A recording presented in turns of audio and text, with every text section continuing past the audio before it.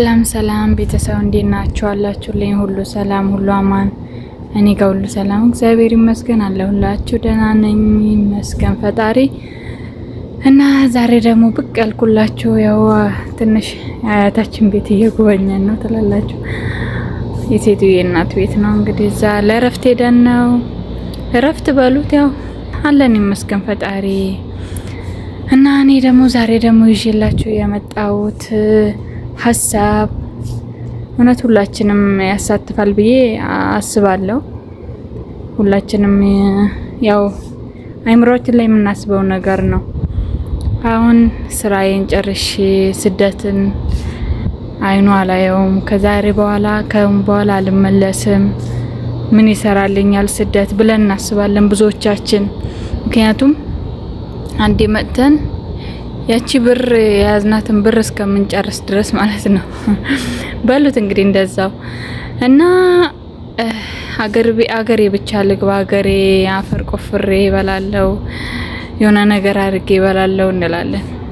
እና እዛ ስንሄድ ደግሞ ወይኔ ስደት ይሻለኛል እሷ ብታቃጥለኝ ምናምን ብለን እናስባለን። ግን እኔ ይሄንን ላወራቸው አይደለም ግን የመጣሁት ብቻ አገራችን ስንገባ በሰላም ወደ አገራችን ስንገባ ምን መስራት አለብን፣ ምን ማወቅ አለብን፣ ምን ሰራውስ ነገር ምንድነው ብለን ራሳችን መጀመሪያ ማሰብ አለብን ማለት ነው አስቀድመን።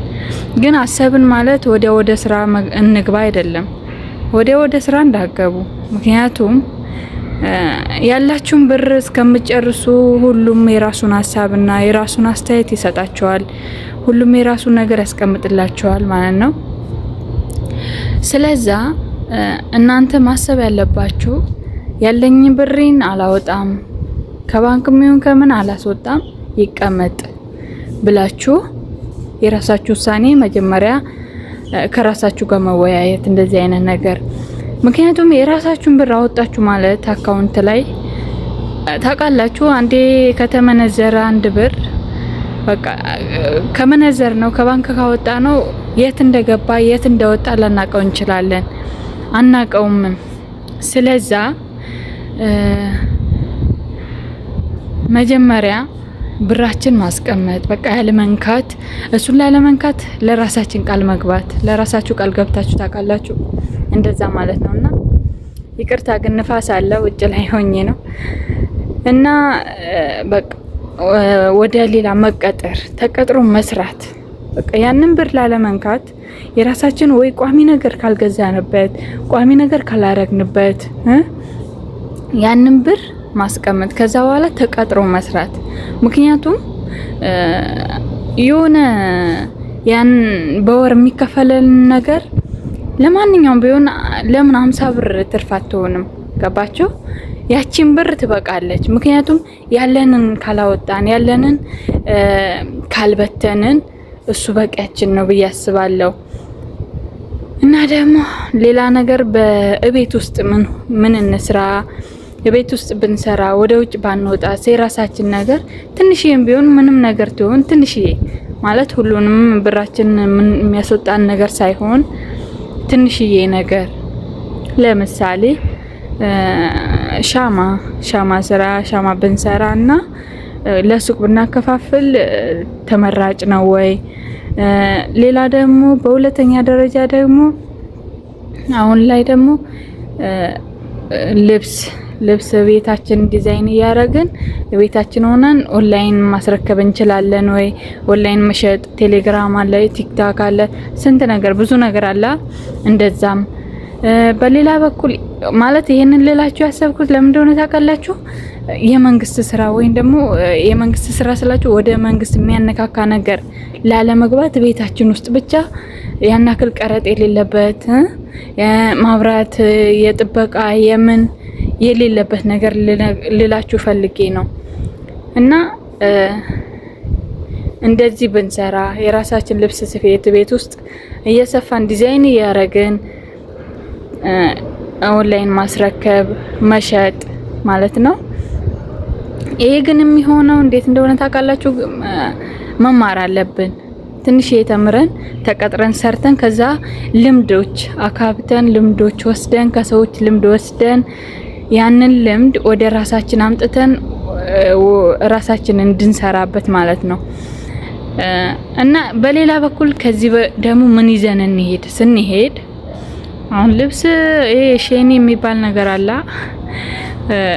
ቲክታክ ላይ እንደምታዩት ሼኒ ገዛው እንደዚህ ሰፋኝ እንደዚህ ጠበበኝ ምናምን እያሉ ብዙ የራሳቸው እንትን የሚሉ አሉ። እና እንደዛ ሳይሆን እንደዛ ልብስ ግዙ ምናምን ሳይሆን በቃ ምን አለ ወይ ወርቅ ይዛችሁ ብትሄዱ፣ ወርቅ ገዝታችሁ ብትሄዱ፣ ከስደት ወደ ሀገራችን ስንገባ ወርቅ ይዘን ብንሄድ። ምክንያቱም እንትን ብር ቢሆን ቶሎ ታጠፉታላችሁ። ያን ነገር ለመሸጥ ያሳዝናችኋል። ወርቁን ስታዩት ያሳዝናችኋል። ይሄ ልፋቴ ነው፣ ይሄ ላቤ ነው፣ ይሄ እንደዚህ ነው እያላችሁ የራሳችሁን እንትን ስለምደረድሩበት ቶሎ የመሸጥም እንትን ሞራልም አይኖራችሁ ማለት ነው። ስለዛ በሌላ በኩል ይሄንን ይዛችሁ ብትሄዱ ጥሩ ነው። ግን ሀገር ስገቡ ቋሚ የሚባል የራሳችሁ ስራ ባሰሩ ደስ ይለኛል ልበለው። እንግዲህ ያው ይሄንን ያሰብኩት ያው ሁላችንም ስለምናስበው ነው። ሁላችንም የራሳችን የሆነ ሀሳባችን አሁን እናስባለን፣ ነገ እንቀይራለን፣ የሆነ ነገር እንላለና ግን በቃ ተቀጥሮ መስራት ብራችን እንዳይባክን ተቀጥረን ብንሰራ ከዛ የሆነ ልምድ ለመማር ከፈለግን ተምረን ደግሞ አሁንም ያንን ልምድ በተማርንበት እንትን ተቀጥረን ብንሰራ ትንሽዬም ቢሆን ገንዘብ ይበቃ በቂ ነው ብዬ አስባለሁ።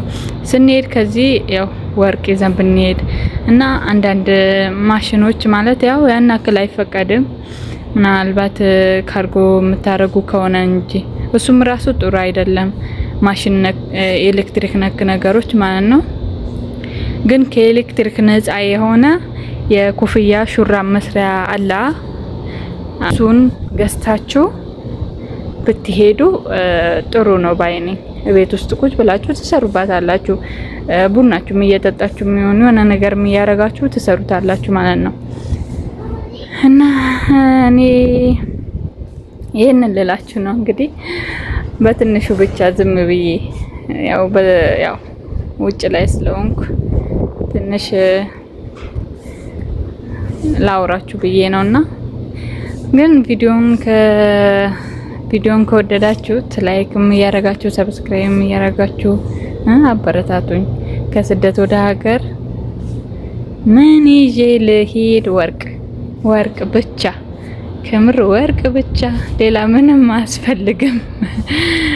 እና ልብስ ምናምን ከምገዙበት ወርቅ ብቻ ይዛችሁ ብትሄዱ ነገ ከ2 ወር ከ3 ወር ከ4 ወር በኋላ ማለት ነው እውነቴን ነው እጥፉን ነው የምታገኙት እላችኋለሁ። ከስደት ወደ ሀገር ወርቅ ትላላችሁ እና በያላችሁ በሰላማችሁ ይብዛልኝ የኔ ውዶች፣ የኔ ተወዳጆች። ቻው